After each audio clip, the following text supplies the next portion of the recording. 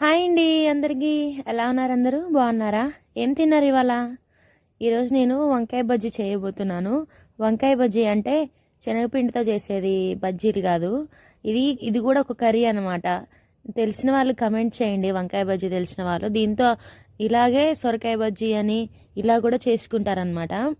అయితే మా పిల్లలకు కూడా తెలియదు. మా బాబు ఏం చేస్తున్నావు మమ్మీ అంటే వంకాయ బజ్జీ చేస్తున్నా అంటే, పాపం వాడు నిజంగానే బజ్జీ అనుకొని ఏది మమ్మీ బజ్జీలు చేస్తాన్నావు కదా అని అడిగాడు. ఫస్ట్ టైం చేశాను అనమాట ఇంట్లో.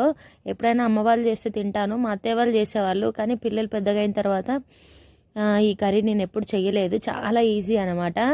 వంకాయలు ఉంటాయి కదా, వంకాయలు చిన్నగా కట్ చేసుకొని వంకాయలు, పచ్చిమిరపకాయలు, టమాటాలు, కొంచెం చింతపండు ఇవన్నీ వేసుకొని కొన్ని వాటర్ వేసుకొని బాగా మెత్తగా అయ్యే వరకు ఉడకబెట్టుకోవాలి. మెత్తగా పేస్ట్ లాగా కాకుండా కొంచెం కచ్చపచ్చగా రుబ్బుకొని పోపు వేసుకోవాలన్నమాట. అంతే, చాలా అద్భుతంగా ఉంటుంది. మంచిగా ఆమ్లెట్ వేసుకొని వేడివేడి అన్నంలో కొంచెం నెయ్యి వేసుకొని తింటే అసలు ఎక్సలెంట్గా ఉంటుంది. ఈజీగా కూడా అయిపోతుంది అనమాట. మనం రెగ్యులర్గా వంకాయ ఫ్రై, వంకాయ కూర, వంకాయ పులుసులు చేసుకుంటాం కదా. ఈ వంకాయ బజ్జీ కూడా ఒకసారి ట్రై చేయండి. ట్రై చేసి ఎలా ఉందో కమెంట్ చేయండి.